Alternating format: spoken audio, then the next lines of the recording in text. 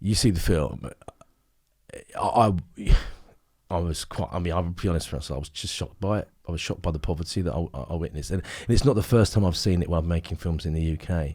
And I think, I'm as guilty as anybody. It's particularly for the homeless one.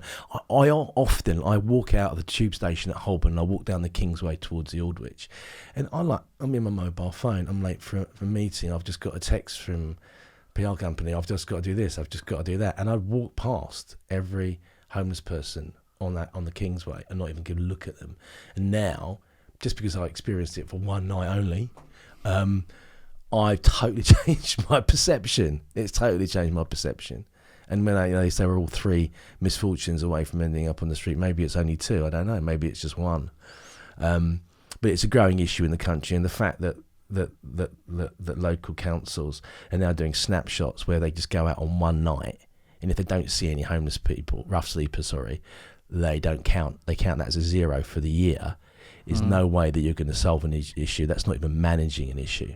No, it doesn't seem like this. It seems beyond the scope of the kind of the kind of care that is being offered. It don't seem like there's a genuine intention or ability to really remedy. No, and also charities are playing a bigger and bigger part in coming up with solutions, or being asked to come up with solutions. So we're going back to this kind of Victoriana age of goodwill people looking after unfortunate people, when we pay taxes for a reason, and some of that money should be going to solving these issues or helping people who need help. It seems like a real breakdown in social cohesion. Like when I sort of think about this, I mean, when we talk about other continents, there's always that veil of otherness. I feel like, okay, well, bloody hell, I'm in England, But when you talk about here, it makes me feel like these are the harbingers of the apocalypse. That there's a rough sleeper crisis, that there are children looking up,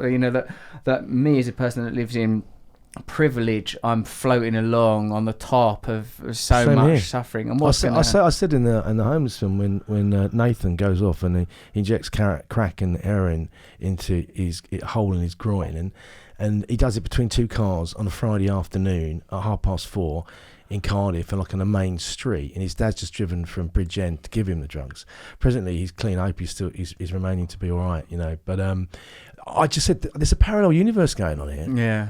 And I'm just not, and I kind of like scratched it, and I went, wow, you feel like you're going through some kind of like hole, and looking into it, and then closing it off, and what I saw was, I think I'm so guilty of, even if I do see it, and even if it does come to me, even if I sniff it, I move my nose away. When I was a drug addict, I was bracketed by the kind of love and care of people that I was working with. I've always been lucky enough to have some family, that can take care of me. But I remember being in central London and scoring crack and heroin that I was addicted to then, and being aware of a parallel world, like of kids zipping up and down on BMXs with little gear in their cheeks, and in it West Indian, East London, Hackney housewives serving up on Oxford Street. It's like, oh my God, there's this separate world among us. And it's just interesting, like the Matrix. So when you start looking for it, you see it. If you're not looking for it, so where were we doing? Where we were shooting? Are we doing knife crime? But it was so many deals. When you start looking for knives, you start noticing loads of gear being handed, like people coming up and doing handovers and stuff like that, because you start looking for it. But if you're not looking for it, that world is just there, but it's not in your focus, so you just don't see it. Sometimes you choose not to, and I've been guilty of that. I think we all have, because I think, even choosing, I was aware of my language just then, they move among us, as if there is an us and them, as if the people that are using drugs and selling drugs are somehow discrete from you and I. Really, it's this ability for us to enter into a kind of hypnosis of, I exist on this plane and this strata, and homelessness isn't my issue, and that's not my issue. And I feel like that if we are living under the umbrella of a thing called a nation, then that nation should mean something. We need public services, we need social cohesion, we need support for the vulnerable. Otherwise, what is a nation? A flag and a World Cup. Although I know that World Cup got to you. I'm thinking many of us will retain the image of my abiding memory of the last World Cup is your celebration of Eric Dyer's goal. My wife. That was amazing. I have a safety catch on my social media called Cara, but at that point I think she was in labour, so she wasn't around, and so I'd normally tweet that, and she'd go, nah.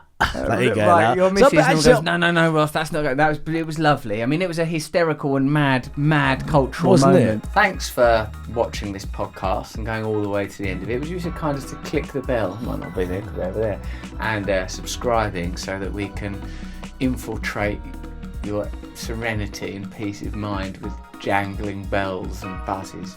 Thank you.